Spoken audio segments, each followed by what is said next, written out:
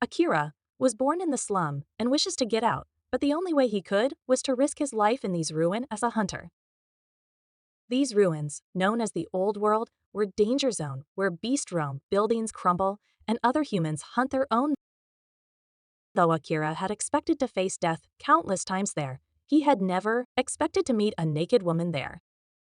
Standing exposed with her curvaceous curves and bosom out for all to admire, Alpha, the breathtaking beauty, stood there, looking back at him. Medium weak is the classification that declares a person who is well prepared could handle the monster. Additionally, medium safe area means there is a higher chance of surviving compared to the ruins in the distance. That being said, it does not mean Akira could let down his guard. Akira was vulnerable due to the lack of proper equipment, as he was just one step away from death, either from the fangs of those mutated creatures or a bullet from those machines. On top of that, the gun he held lacked the power to defeat the monsters. In order to take them down, Akira would have to engage in close combat and shoot at close range. In other words, Akira had no chances of surviving a fight. If he were to fight, it would most certainly end with his death. However, he had no other choice but to enter the ruins. He lacked the money to survive another day. And so, his desperation spurred him on to entering Kuzusuhara Street ruins. Although he continued to search further, there was nothing. He tilted his head down and sighed. In his line of sight, a bone from a dead body was rolling along on the ground. He had found similar bones in the past. And every time, he would search around the corpse in hopes of finding something, but he had never found anything. What did I expect? Even the people before me hadn't found anything. Akira thought, feeling melancholic.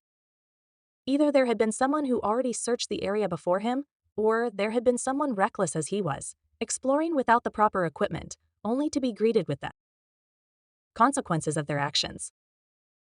At this rate, the sun will set and it would be impossible to explore the ruins at night since I don't have any light.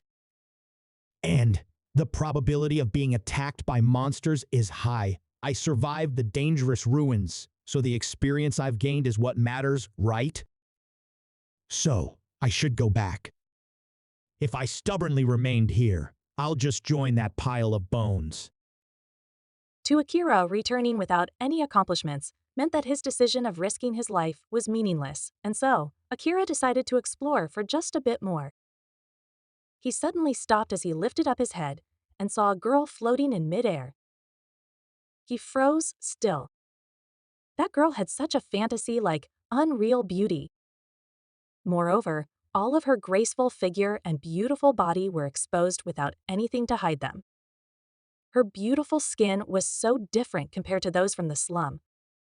It was way more lustrous than the skin of those girls living in the upper district of the city, who take care of their skins using fortunes, hard work, and technologies from the old world. Her beautiful limbs even rivaled fine art statues and drawings. Her flawless, glossy hair flailed freely down to her waist, and her gallant expression would make anyone fall in love regardless of age and gender. Akira could only stand there captivated by the beauty of that girl, as if his soul was being sucked out.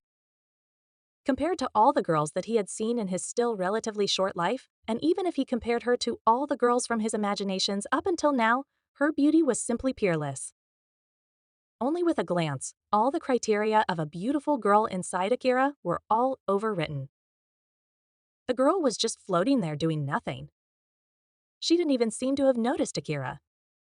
Then a moment later, she gracefully turned her face around to Akira. Akira's eyes met hers,